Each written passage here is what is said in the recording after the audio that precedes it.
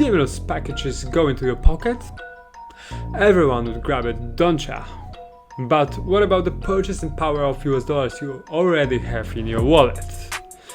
So today we have a interest rate decision day of Fed, and we will find out what's their view on the US economy.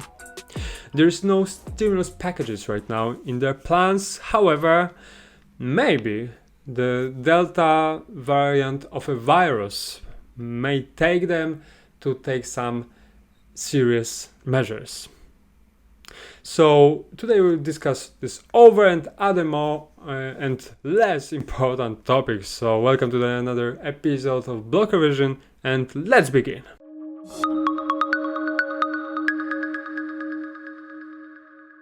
Right now, let's jump to market mover section and we'll bring over the CB consumer confidence gauge that was on Tuesday, and this actual level has turned up to be higher than expectations. Forecasts were at 126. We are currently at 129, so it means we are nearing pre-pandemic levels that we have achieved a couple months ago, and right now it suggests that we as a consumers are growing more upbeat as economy activity of economy resumes. So right now, any concerns about the Delta variant of a virus and higher consumer prices has been shrugged off by the customers. That's a bullish sign for the economy. And on Wednesday we had inflation rate for Canada that turned out to be same as forecasted at 3.1% level, and we can find that we are in this point surging territory on this bar chart, and this disparity between the beginning of this year and the previous months comes to the fact that consumer price growth has been recently at a decade high, and inflation rate may also be preliminary estimate for second quarter GDP that is also due this month. And as of today, we have a Fed interest rate decision that is very important for markets, and it should be unchanged. However, we find out what's Fed's stance to surging home prices, and obviously whether that tips the balance to reducing mortgage-backed securities at a faster rate than it was previously planned. And let's get to the earnings calendar. Yesterday we had the day packed with different events. So nearly all of them such as Apple, Microsoft, Google, and the next also bigger than $100 billion of market capitalization has shown higher earnings than expected. So that is very bullish for S&P and the US 100. So we can find that this earnings calendar is right now giving our stocks a fuel for further rises. And today we have lots of other companies of over $100 billion range of market cap, as Facebook, Pfizer, Shopify.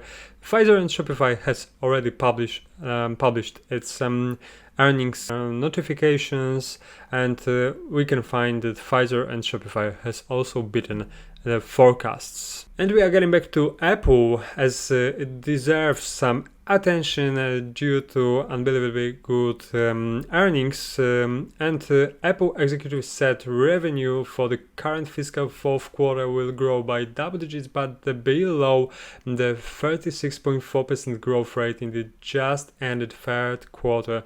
And there is unfortunately on the horizon a problem that we bring from time to time in our episodes, that is some shortages of parts. So Mr. Cook said that they are in demand, where the demand has been so great and so beyond our own expectation that it's difficult to get the entire set of parts within the lead times that we try to get those. So to sum up, Apple will probably get as many chips as it can get its hands on, but it definitely when we'll take a consideration on what existing supply constraints are, Apple is going to have more difficult time meeting demand this year, and probably it will bring some also price surging, unfortunately for the customers. Let's get to the economy view, and here you have a chart where symbolizes how overshot it was inflation regarding the inflation goal. So annual inflation rate is with this red line, and we can find that just after August, when the Fed adopted average inflation targeting level, a few months later we have pumped the inflation to the unprecedented level and never seen for plenty of years. So it's really bothering of what may bring the next gauge. And right now you can find that wage gains haven't kept up with inflation jump, so it means the only one reason to run away from inflation is just go to stock market. Another issue is with US home prices, that growth rose to record in May, and Case-Shiller index rose over 16%, highest annual rate of price growth since the index began in 1987. So it's a comparison of S&P and Case-Shiller 10 City Composite Home Price Index. So right now we can find that Case-Shiller has gained compared with a 14% increase in April, and right now we are in this zone of the highest growth ever registered. Now let's get to index outlook, and we can find that S&P 500 hasn't had any of 5% or more pullbacks this year, and such situation happened thrice by now, in 1993, 5 and 2017. This time may be different of what was before, so I wouldn't really compare this time to these previous years, where we had another year, for instance, in 2018, where was full of major pullbacks. We are maybe even in the area of 90s, where those pullbacks weren't as much. So just bear in mind wherever we are right now, just if we are stretching the rubber band too far, it may snap back the other way even more. And right now there's a interesting chart of correlation between S&P 500 and S&P 500 equal weight. So if you would have every single stock of this index of equal weight, we would have been at a lower level in a correlation than it was during .com bubble. So it means the market right now is driven by narrow few mega caps. So it means there are few heavyweight companies that are like taking out the most of this bull market and is pushing prices higher. So I don't find any any specific reason for this market right now to collapse due to this factor, of course. And right now let's get to the crypto outlook. And yesterday we've been saying about regulators that are approaching crypto sector, and Binance had taken another step to unfortunately or fortunately fulfill the regulators' expectations. So right now Chainlink Zhao even says that he's willing to step down as world's biggest crypto exchange welcomes regulations. So just take this into consideration, how really intense regulatory scrutiny may be if Chainlink Zhao even decides to leave its own business child and to step down from his role. So right now Chainlink also claims that there are lots of issues that are bothering regulatory entities, such as even that they don't have something like headquarters. They are just functioning in this decentralized manner. And it looks like authorities around the world are trying to clamp down on this fast-growing company.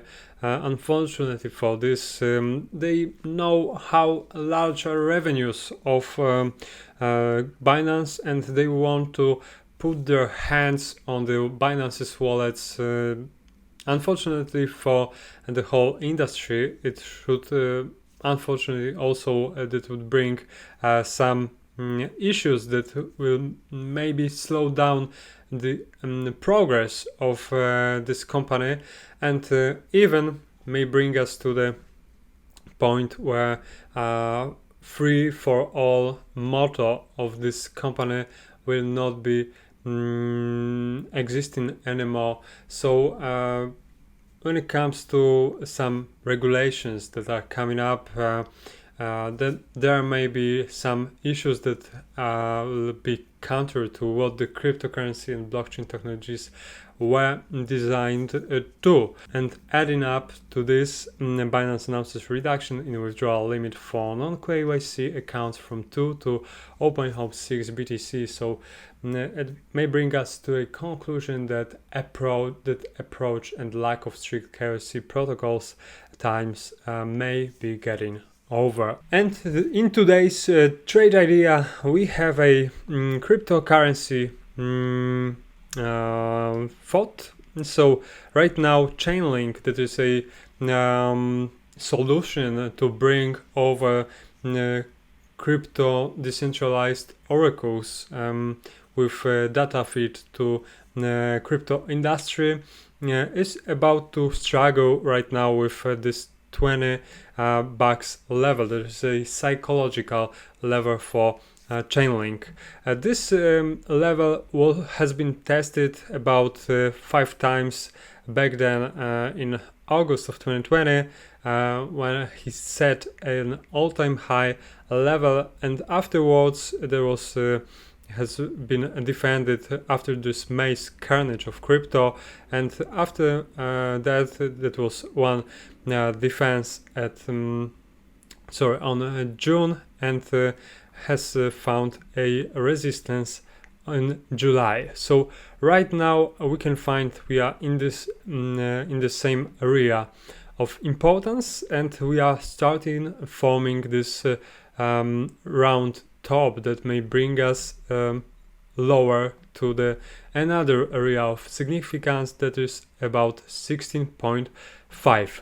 When you take a notice on funding rates on Chainlink, there are a little bit much lower than 0.001 on FTX. However, on the other exchanges, there is on nearly all of them there is slightly higher than 0% funding rate. So right now Chainlink is more neutral than bullish or bearish, but this resistance may be significant for the future moves lower. So right now Chainlink may get to this area of just will draw an arrow, this area of 16.7, and I would just consider to take a trade as of this one, like that. So with a stop right beyond 20.3 and with a profit about at the 16.7, it means the risk reward ratio is right now at 1.6.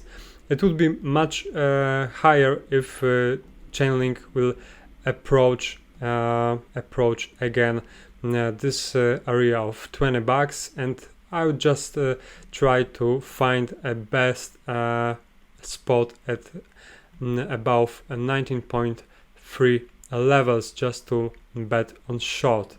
Just remember to manage your risk when it comes to taking those trades. I don't recommend to make any leveraged moves on crypto, as it's highly volatile. At least not much, not more leverage than 3-to-1, but it's definitely very dangerous to play with such leverage. So this recommendation to be useful I find when the price will stay in this box, and whenever it will get over or get below, it wouldn't be as valuable as it's right now. And so if the price will get slightly higher than it's right now, it will be much more better for you trader to take a short bet. And I find this resistance to be valid, as Bitcoin as well is struggling with breaking through its resistance. So right after the resistance on Bitcoin will be rejected, I find this Chainlink to be hit even stronger. That's it for today. Thank you very much for watching. Leave a like and comment, and see you tomorrow.